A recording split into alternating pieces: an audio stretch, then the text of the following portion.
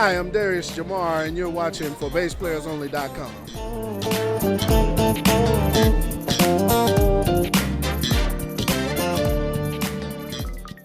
Hi, everybody. John Liebman here. You're watching for BassPlayersOnly.com. We're here today at the 2016 Winter NAMM show with our good friend Darrius Jamar. What's happening, Darrius? How you doing, man? Yeah, all right. I'm glad we have a chance to sit down and talk because we've admired you and your career and all the cool stuff that you've done. But you know what? I'd like to hear you talk. So you grew up in Alabama, I understand, got your start, your first exposure to music was in the church and gospel and becoming immersed in it, and what happened from there?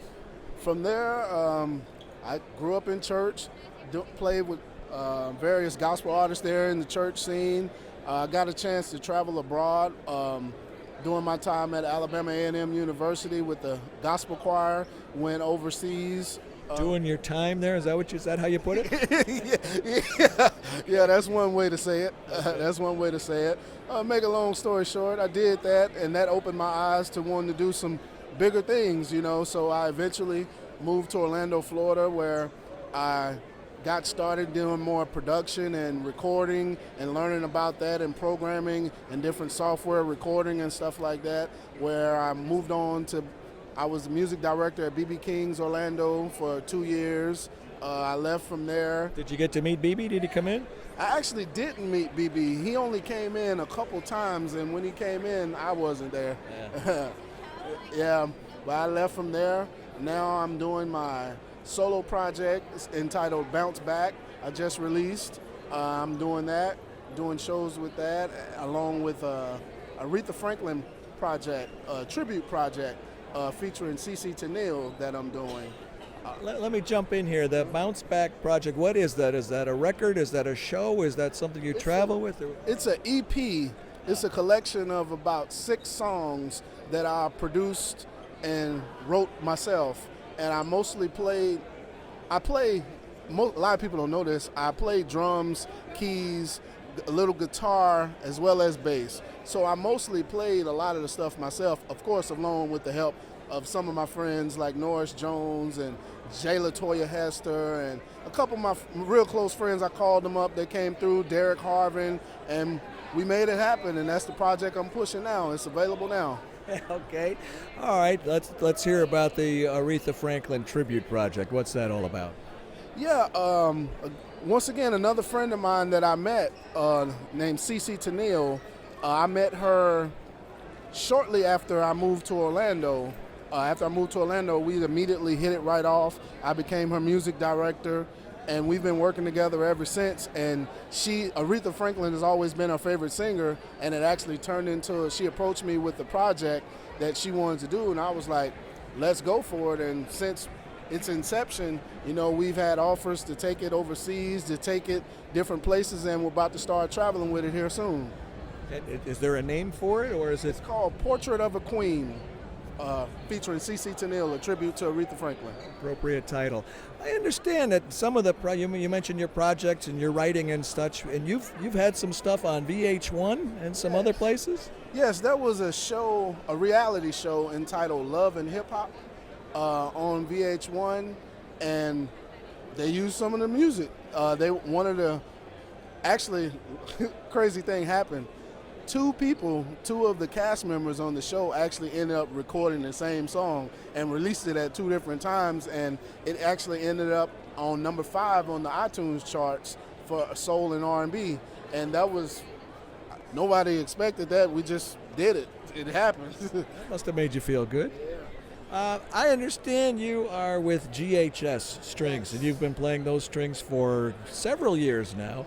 I know they're a great string, and I know why they're great and why people like them, but tell me why you like them and what you like about them.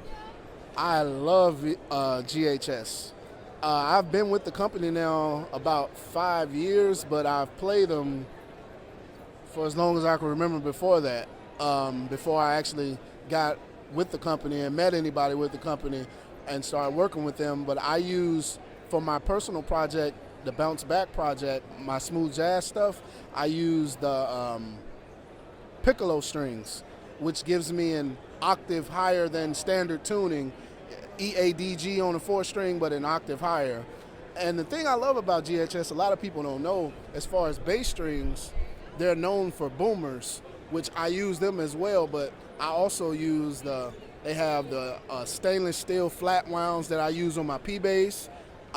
They have the black tape nylons that I use. They have the round core boomers. Those were released on last year. They're amazing strings. And beyond making great products, they're just very nice people, great people to work with. I mean, easy to get along with. I just love it. I love it. All right. Well, that sounds like a very hearty and sincere endorsement.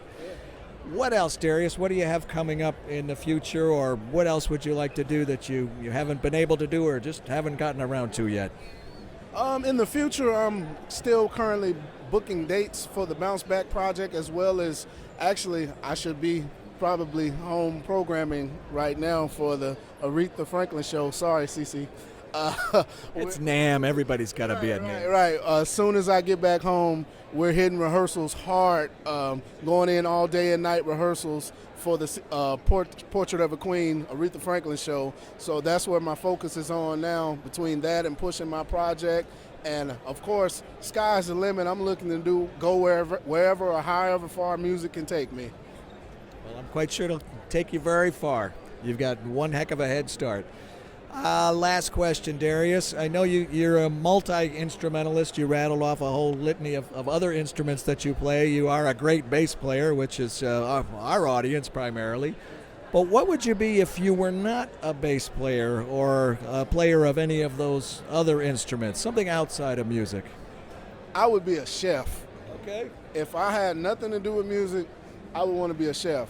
Now, I'm an okay cook.